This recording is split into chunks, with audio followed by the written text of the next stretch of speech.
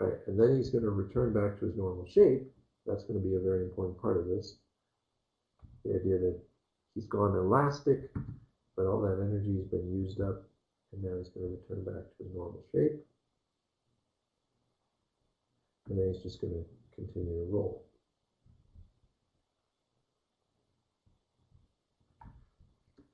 Now, to make it feel right, what you're probably going to want to do, you're going to want that shape to feel like it sort of lingers there a bit, like it eases into that and holds it for a little bit. And then it's kind of going to snap back into its old pose. And you might even, I mean, if you really wanted it to snap, you might even have it go down and then come back out of it. But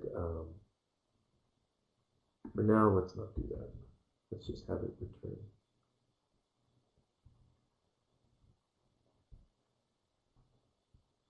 So once we get that step in, then we got to go and kind of match the bottoms somewhat frame by frame.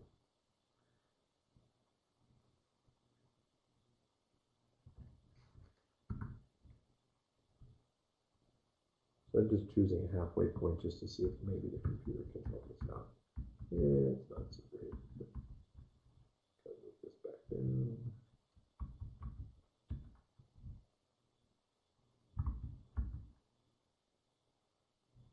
You know, a little quiver at this moment might actually be okay because the ball is returning back to a shape. It's like bouncing.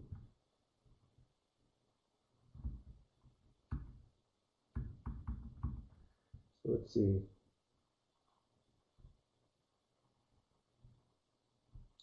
Okay, so so what we're actually seeing, it does feel a little bit better, but what we're actually seeing is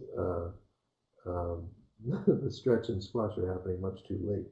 It feels like all the energy is gone, and then all of a sudden it pops into this little bouncing ball kind of thing. So what we want to do is take those keys and move them a little bit earlier. So to make it easy on ourselves, again, I'm going to select both controls, and I'm going to key on every frame. I'm just advancing frames, and I'm setting a key on every control on these frames. Now, if I decide, well, you know what, I want that to take a little bit longer, I want to get there a little bit sooner, I can take frame 37, I can move it out. Take frame 38, I can move it out.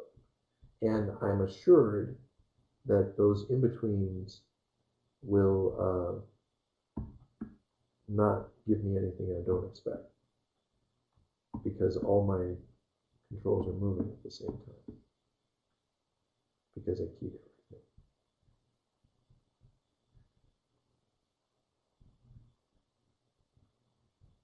So now what we really want to do, and I think this will work a little bit better, what we really want to do is get some of that rotation in there too, to make some of that rotation feel like he's rolling forward and then pulls himself back, right? So we lose the rotation right now. It just sort of stops right here. So let's try and add in some of that again. Where is it? Okay, so we want to keep that rotation going at least through about frame 38. So let's grab this and we'll move it up, just giving it a little bit of that rotation. And then of course we just look at this and we say, well, it has to fit in this curve. So moving up like that seems like it's a reasonable idea. Okay, that completes the nice pretty shape. Let's see how that looks. Better. Still not quite right, but better. And the reason it's not quite right, I think, is because we still need a little bit of slide too. Along with that roll, along with that stretch, the ball should still have some sideways momentum to it as it's trying to come to rest, as it's trying to stop itself from moving. So let's go to our translation in the X direction. And this is what gives us that little extra movement here. Right, so again, frame 38 is kind of our goal. And so I'm gonna let this thing drag a little bit.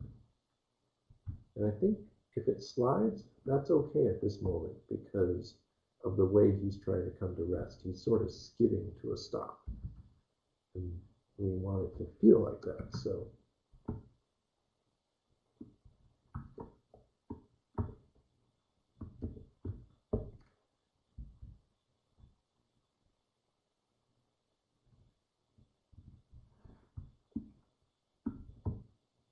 let's see. Again, this comes to rest pretty quickly.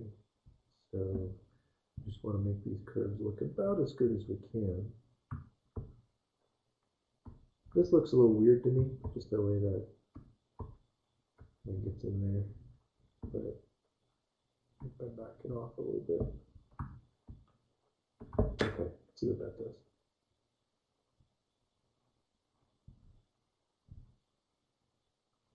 Better. I still think it comes to a stop too soon. It needs more, even over here, like the frame 40. Where's frame 40? Okay, so what we really need to do, we need to keep this translating even more. Because again, you want it to feel like it's trying to stop, and then stops. Okay, so you want that continued forward effort. And maybe even some of that rotation might want to come back in here.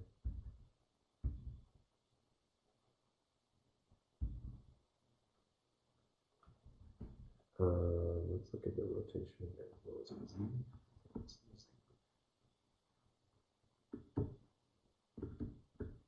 And we might want that rotation to continue. And again, it's gonna start coming to a stop. There. That's better.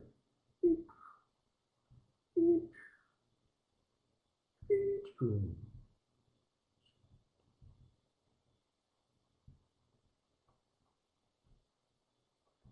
You know what?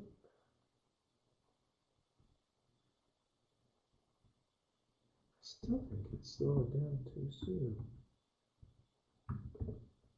So you can see that there's you're trying to go for a certain feel. It takes some experimentation before you're going to get it exactly right. Now, maybe sometimes, some people really do know exactly what they want and they get it right out of the box. This is not one of those times.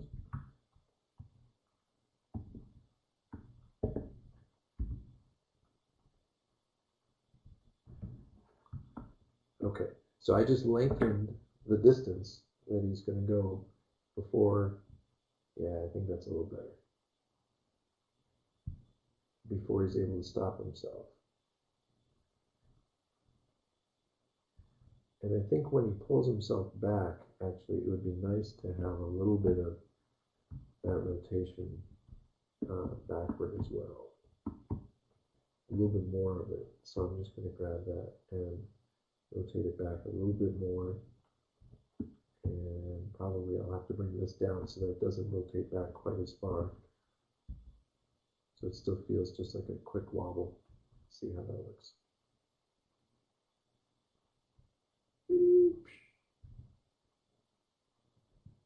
Yeah, it's better. It's better.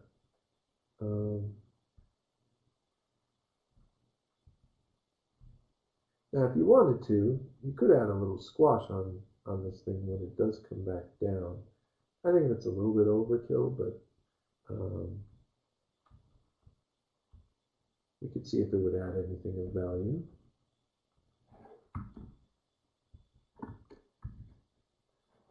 So if we go into our squash and stretch here, and we say, well, this is where it hits the ground.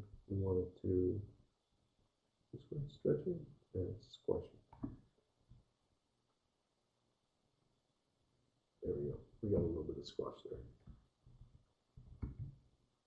And then we translate this back so it touches the ground. There you go. So it feels like a squash. And then you have that little return to normalcy, and that's it.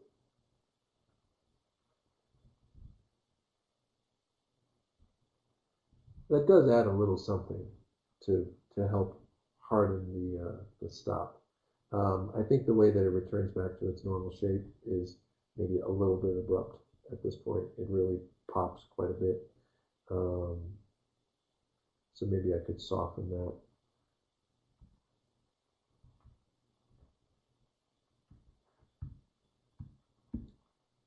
Maybe I could soften that a bit.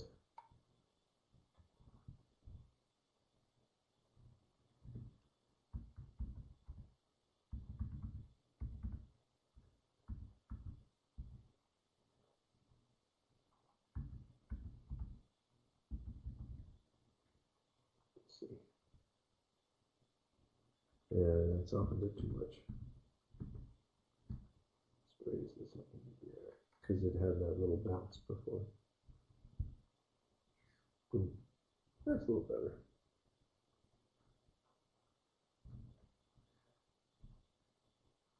So that's a cartoony way to kind of come to this solution, because a normal ball is not going to end like that, right? This is the cartoony solution. A normal ball would probably have just taken longer to do each of these things. Okay, but if we wanted to continue refining this, we could. The story could continue whatever we wanted the story to be. Just super quickly, one of the things we would do would be to really define those moments where the squash and stretch begins and ends. So in this case, here we've got the maximum stretch, right? This is the moment when it just comes off the ground. Well, I would say that I'd actually return it back to its normal shape before it ever reaches the top of its arc. In fact, just 2 frames later. That's what I would do. So you see it return back to its normal shape, and then it kind of has that time up at the top.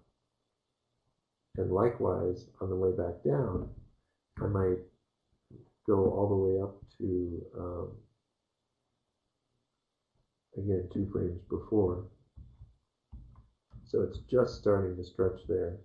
This is its maximum stretch. Then it hits the ground. Now, when these things are coming around and hitting the ground, it is important to remember that when the ball is in the air, it's moving at a constant horizontal speed. Okay, we're not talking about rotation now. The rotation